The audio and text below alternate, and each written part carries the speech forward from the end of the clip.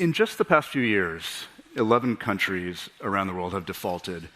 And depending how you measure it, somewhere between 48 and 54 nations are either in or at risk of debt distress. That includes over 60% of Africa's low-income countries. As interest rates in the West continue to rise and the dollar strengthens, pressures on countries ranging from Argentina to Ethiopia to Ukraine are only going to intensify. Yet, disputes between the Western nations that make up the Paris Club, China, which has rapidly become the most important lender to the developing world, and commercial bondholders, has held up efforts to restructure and write off unsustainable debts. As one analyst has said, this may not turn into a global debt crisis as in the 1980s, but it is already creating a development crisis, one in which the cost of servicing debts is crowding out spending on urgent needs, from alleviating poverty to boosting growth to addressing the climate crisis. Heidi, let me start with you, if I may. 3 years ago, the G20 agreed on a common framework meant to speed up debt resolution talks because of all these new players that were now involved. 3 years later, none of the countries have actually made it through the program successfully. Sri Lanka and Zambia are getting closer, but we're still not there yet. Why is it taking so long? What's the main roadblock? So, I think one of the important points is that you already flagged. We have a lot of new players that are around the table, and some are not happy about the table that was there previously, which is the Paris Club. We need to actually get through the debt distress question urgently because there are pressing needs for poor countries in particular to actually move on and avail themselves of some of the new forms of support that are making themselves available. But I think the process is not going well. The common framework has not proven a format that has been conducive to actually the restructuring that we need to see. I think there are several reasons. One, we've had a lack of transparency that has sort of plagued the process. So if you don't have full transparency from all creditors about what the terms and conditions are, how much debt, what is the maturity profile, what is is there collateral involved? And that is actually a serious challenge. We need China in particular to be a constructive participant in the debt negotiations for poor countries. And when I say transparency, I would flag just last night, there was a news story about how aid data found 20 billion additional dollars that China had lent to Pakistan, not 21 billion that they've lent, 21 billion in addition to the 40 plus billion that the World Bank actually had as the disclosed amount of debt from China to Pakistan. So you can't have surprises like that. If you're the IMF, you can't start with a baseline fundamental analysis of how sustainable a debt profile can be if you don't have the full information. The second, you need to have everybody around the same table. If you have a participant that has a go-it-alone strategy, which we've kind of seen, the IMF and the world around the table can't be there to provide funding or debt relief if that money is going to be rechanneled and just repaid to one creditor. And that one creditor that we've seen that happen with is, particularly in the case of Suriname, is to China. And I would say the last thing is time. Time is not a friend here.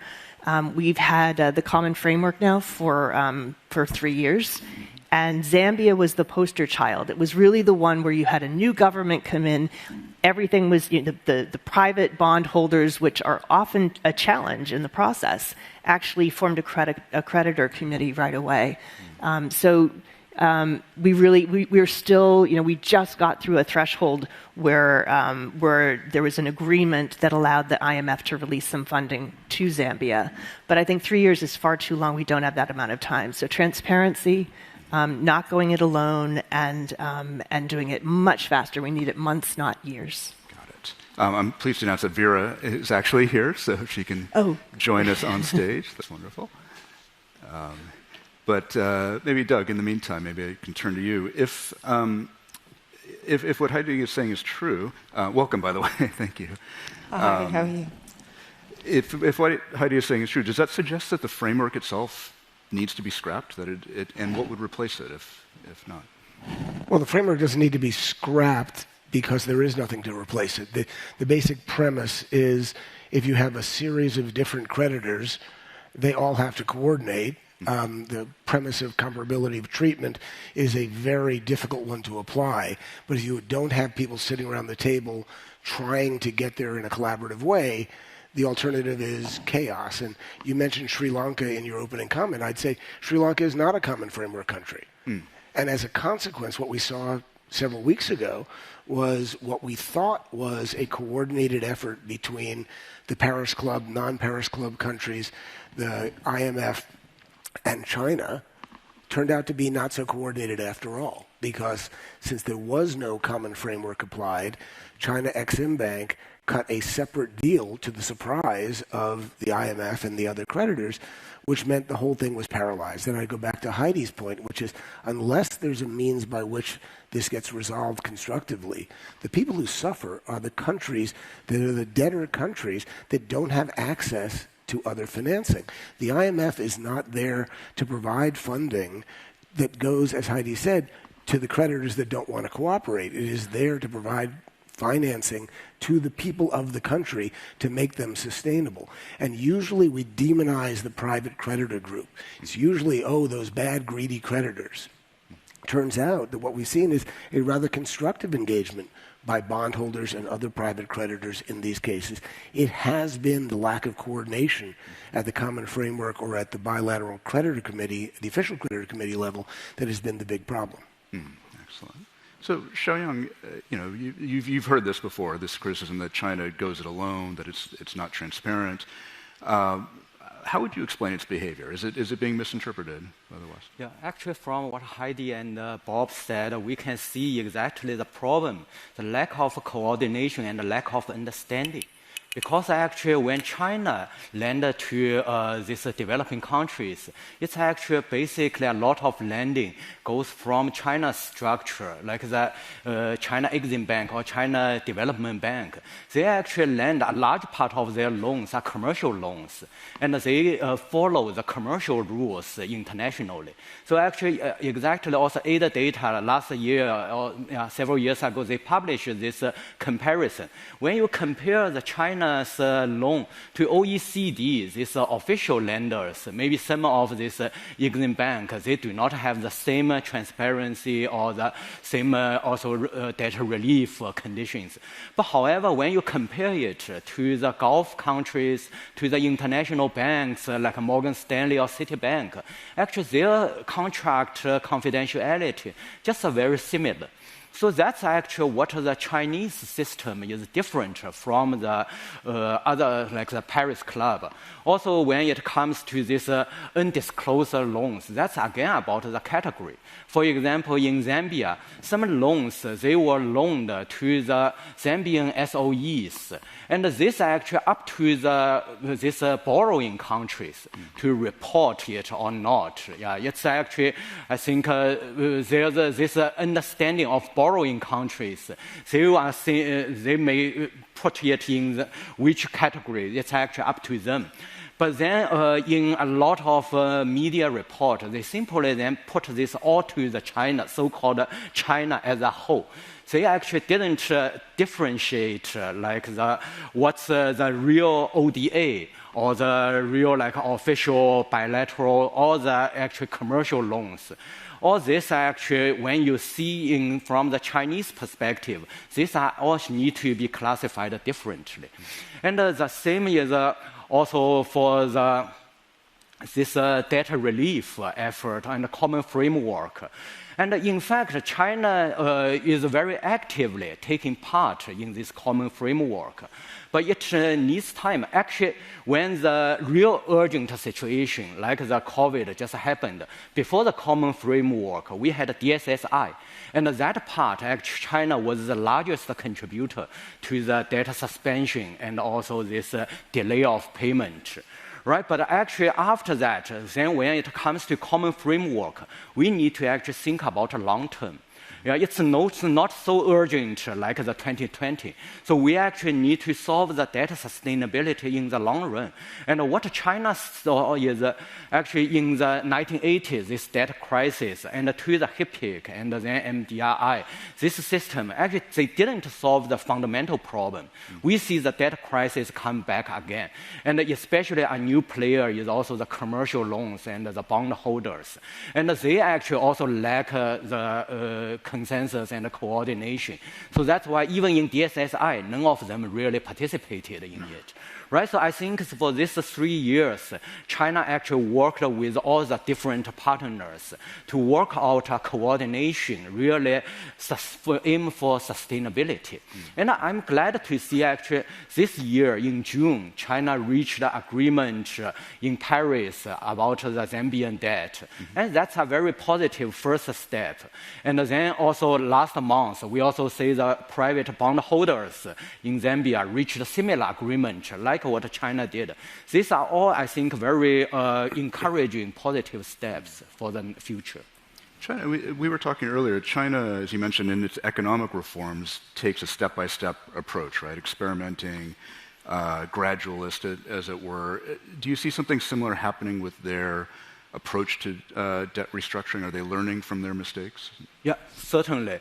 So for China, I think there is actually always has been change in the lending process and in cooperation with the BRI countries.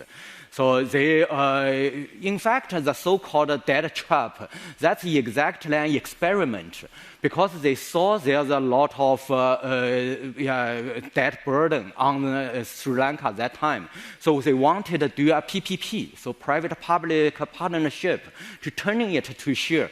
But what's actually China didn't expect is this normal PPP actually encouraged by World Bank and lost a lot of international community. But it was actually accused by Indian, by also Western later as a debt trap. So that actually then make China to change it again. And I think in this post-COVID time, with this high interest rate, China is definitely thinking about a new approach to lend and also to fund the development. Maybe it won't be the pure commercial loans as before. It actually a lot of is investment, and also another thing is about how to create a more sustainable lending environment. It's not totally follow the market. Actually, we see in good times, like the low interest rate, actually the developing countries benefit a lot from that and get a lot of loans. But now in high interest rate, then the developing countries also suffer most. So I think China maybe want to mitigate this fluctuation to make it more sustainable. Okay, Vera Songwe mentioned the new interest rate environment. We're talking about debt, but is the focus misplaced? I mean, it's oftentimes when we look at poorer countries and their debt problems, we almost assume that it's a character flaw, right? That there's some poor macroeconomic fundamentals to blame. The solution is to bring in the IMF to show them how to do things properly.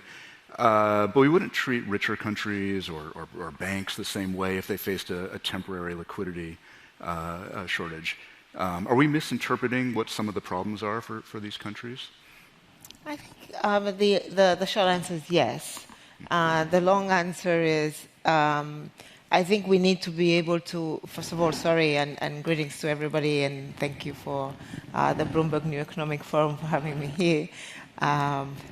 Had late flights and difficult coming in. But going back to the conversation, I think two things. We must split the countries, right? We have countries with poor macroeconomic fundamentals, and those are a different set of countries. Those need eventually some conversation around debt, restructuring and how one does that. And then we have countries with good macroeconomic fundamentals that have been hit by mostly exogenous shocks.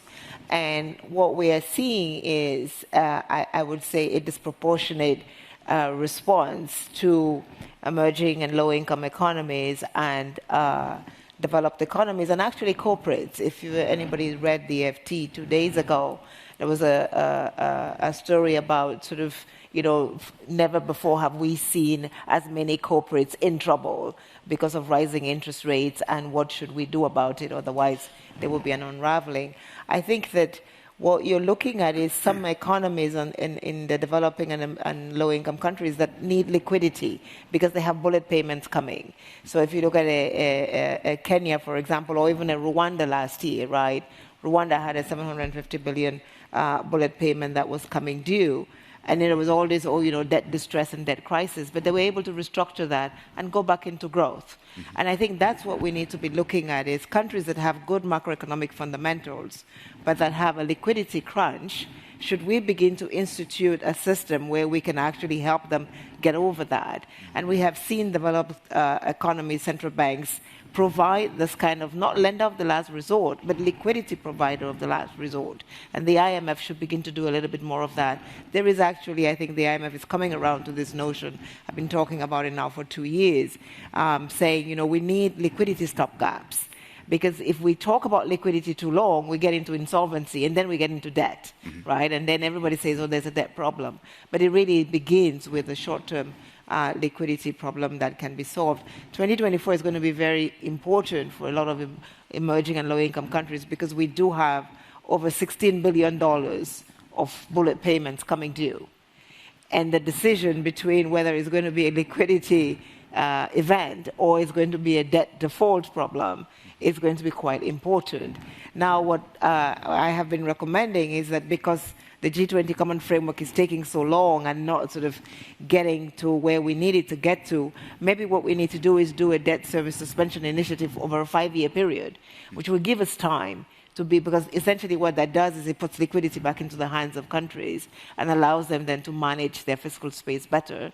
And that will allow us then to be able to sort of restructure the G20 Common Framework in a way that works well. But we cannot, and I think in an environment where we see repeated crises, be trying to ask countries to wait until we figure out how to solve or fix the G20 Common Framework. I think this is too expensive and too costly for any economy to wait. We have a solution, which is maybe to reenact the DSSI for another, not 2 years, but 5 years, so that countries really have the time to adjust and essentially deal with the liquidity problem while we go ahead and fix the G20 Common Framework. Who would be the backstop here? Would it be the IMF, or would it be... It would be the IMF again. I think with the DSSI, what we had was essentially bilaterals and the IMF. I think Heidi was just talking about net reflows. If you look at what is happening today, the other big issue with debt is not so much, I think there's a lot of focus on debt, but your debt to GDP, which is the ratio that we look at, or your debt to exports, really also depends on your growth. And I don't think there is enough of a conversation around growth. The easiest, fastest, best, most sustainable way of dealing with the debt problem is to help countries grow. And we're talking about a green economy and the huge opportunities that digitization and green economies can provide. And my sense is, as opposed to spending 3.5 years discussing Zambia's debt, if we had put Zambia into an electric vehicle supply chain because they have the necessary raw commodities, they will start growing out of it. We saw a little bit of that with Chad, right? We said Chad was about to get into, they actually got into debt default, and then commodity prices skyrocketed. Glencore said, hey, I'm not really discussing this debt. Prices are high. They can pay me back.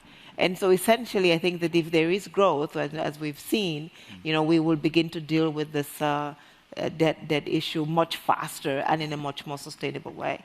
Doug, did you? Just a comment on the DSSI, which was very well intentioned. The technical aspects of the DSSI include two things. One, it is NPV neutral, which means you can extend that debt suspension period for 2 years, 5 years, whatever it is. But by its design, explicitly, it says the net present value of that debt will not change, which means the countries may get a slight liquidity breather, but in fact, their overall debt burden doesn't go away. It's actually just pushed down the road, which I would argue is not necessarily a solution. It's a stopgap at best. But the second point is, from a private creditor perspective, that's a default. If you are forced, the private creditors never participated, and I actually worked with the IIF when the DSSI was put out so that we could write a letter to all countries based on Tim Adams, thank God for him, got all the private creditors to agree that they will not consider the DSSI as an event of default when it happened. But it wasn't up to the IIF, and the IIF's position has changed over time precisely because the initial goodwill expressed in that initial letter was eroded by the private creditors who actually hold the debt, who said, that's nice that Tim and the IIF agreed to this, we don't. And the credit rating agencies didn't go along, and they said, if you go along, we're going to declare you in some form of But default. they never did. No credit rating But that's agency because the DSSI actually did. The DSSI No, never I think we have to actually be took very hold. clear about what we are saying. No credit rating agency actually declared any country that took a DSSI into a situation of default. At least this is true. There were a number of countries that did not go into the DSSI because they were told if they did, they would be declared in default. No, no country that went into the DSSI was declared in default. But they were afraid. You're saying that they were afraid that might They happen. may have been afraid, but none of them that did it went into default. The only Moody's said, we will put you on the watch. So a country like Cote d'Ivoire, let's be concrete, a country like Cote d'Ivoire actually took the DSSI, gave itself some fiscal space and breathing room, was able to restructure its debt, and actually went back to the markets. Ghana, on the contrary, never took the DSSI and went into default. So I actually believe that any country that was able to take the DSSI and did not take the DSSI made a mistake. Could I pick up on one thing that that Vera mentioned in terms of the growth aspect of this? Because I think one of the to tie together some of those recommendations with what's happening in the next platform, which is this global the global debt sustainability roundtable that does pull together. It's kind of the next table that we're trying to advance the ball that goes beyond just the poorest countries and captures, for example, Sri Lanka. There are some good creative ideas that are out there on linking some of the new types of debt restructuring mechanisms to the ability of future growth, linkage to future growth, which is somewhat problematic because you have to choose what growth metric you're going to use. But also, if there are a commodity-based economy, if you have fluctuations in price, that the restructuring can reflect the positive and the negative of the fluctuation in commodity prices, and also for climate resilience. That if there is a natural disaster, if there is a shock, that could be linked to the restructuring process as well. So I think there's a lot of creative thought.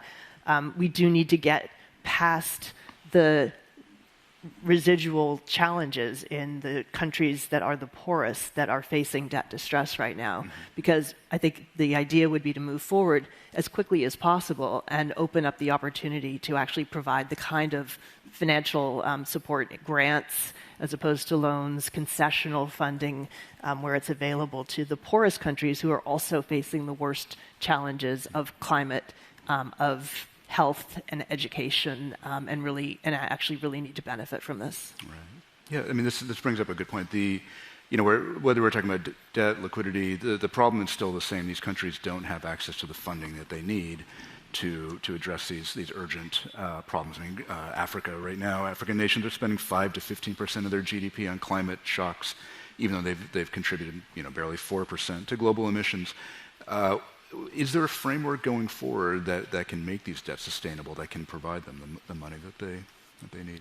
So I think as Doug mentioned, that global roundtable was really meant to be that next step where you had private creditors, you had some borrowing countries, you had the MDBs, you had the IMF. And individual bilateral creditors around a table to try and be as constructive as possible. And I think I think we need to find some kind of a table that we're all willing to constructively work around. That was sort of the latest, the latest attempt. So I think if we try and make that work, then we have some promise. The IMF, World Bank, new leadership at the bank really focused on this. The EU is focused on this, GCC is focused on this, US is focused on this. Everybody's focused on getting past this debt distress issue so that we can provide the kind of financing and funding and grants to countries that actually really need it right now. Xiaoyang, let me come back to you. Vera was talking about growth and green supply chains, right? China has talked about wanting to make its Belt and Road more green, move away from some of the big, huge infrastructure loans that they've traditionally made. And separately at home, domestically, is developing very powerful green supply chains. Is there a way to bring these countries into those value chains? Yes, certainly. I think that's the Chinese approach to work on this debt stress issue. Actually, China says the fundamental problem is not to provide more concessional loans, but actually to make the productivity higher. And in fact, we see for the last 5 years, this green industrialization across the world actually creates quite a lot of chance for Africa and for other developing countries.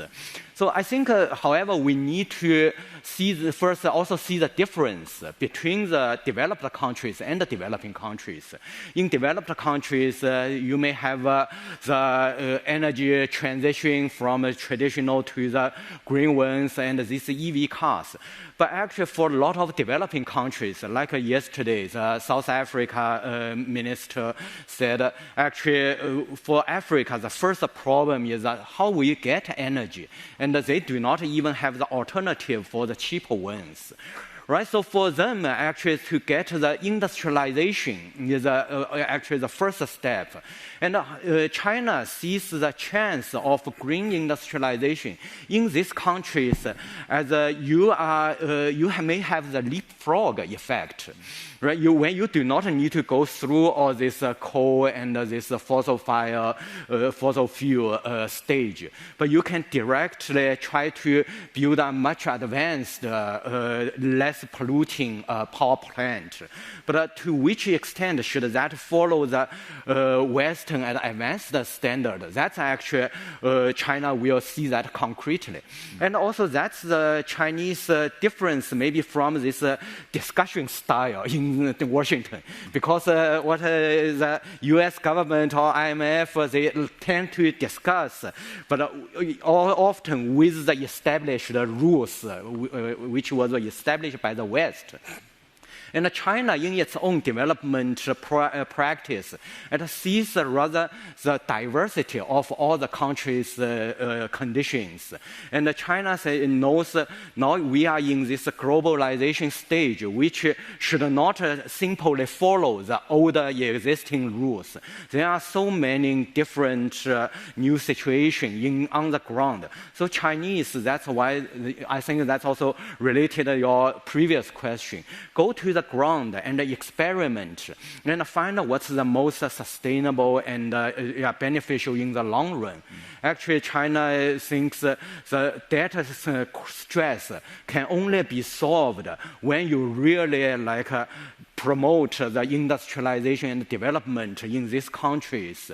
Then the productivity will take over, will overpass this debt interest rate. This will be the solution. Otherwise, all just this suspension and concession loans will just solve short-term problems. Just put off the problem. Vera, you've written the scale of the funding needs here is massive, right? Among emerging nations outside of China, I think you wrote that spending on climate preparations has to quadruple by 2030, $2.4 trillion a year in the emerging world.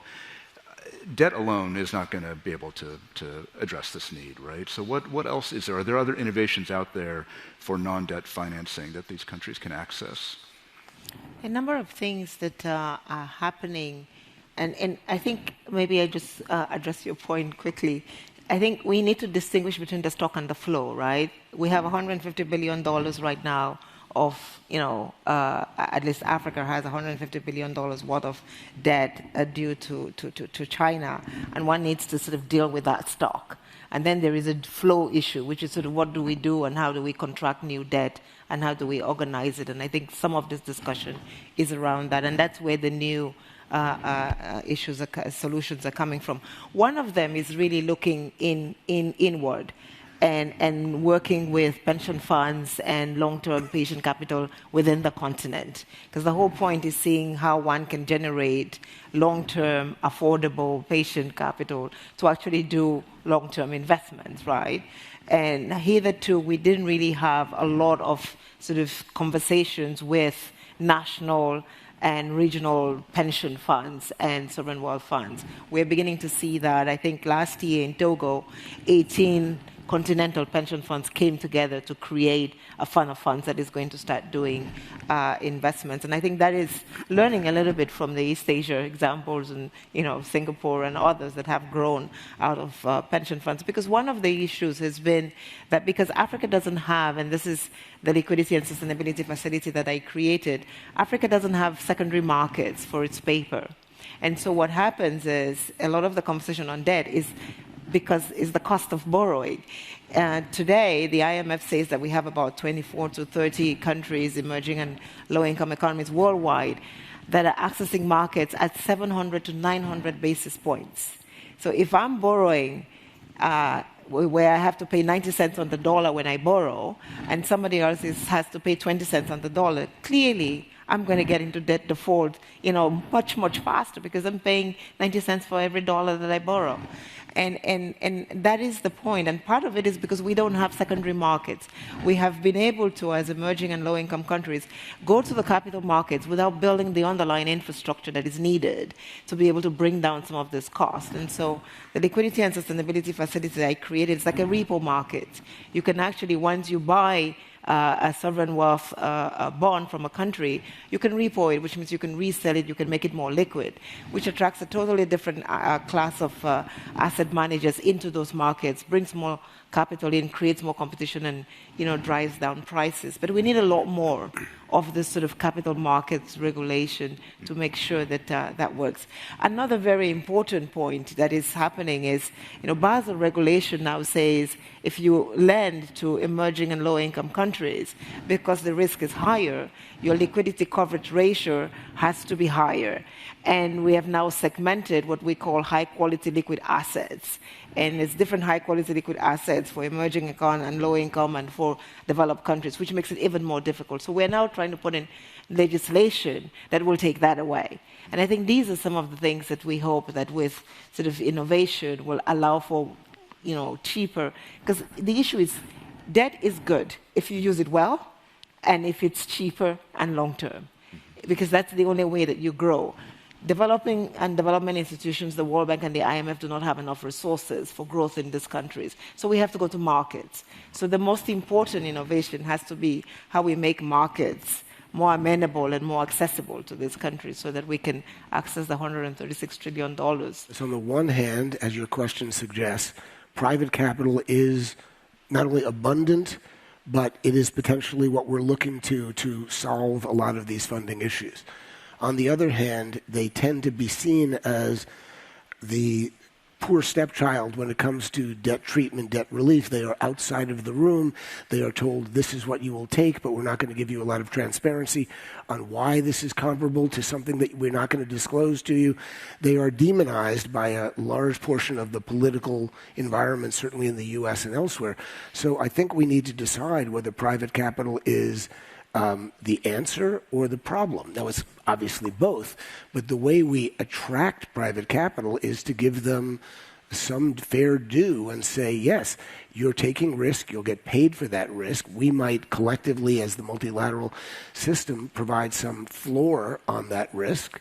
There's a lot of structures with which to do that, but I do think that there's this schizophrenia. So there are the trillions of dollars of private capital that can be used for development finance, for reconstruction finance, for a slew of uses. But we have to decide if we're actually going to work with them or not. And I'm not advocating that they're all good guys, because sometimes they're very self-interested, and that might not be in the interest of multilaterals or the debtor countries themselves.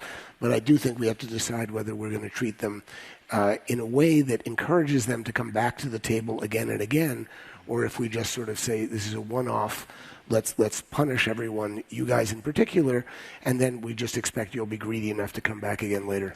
Right. Okay. I think on that note, we need to end things, but thank you all very much for being here. Thanks for making it. Thank you.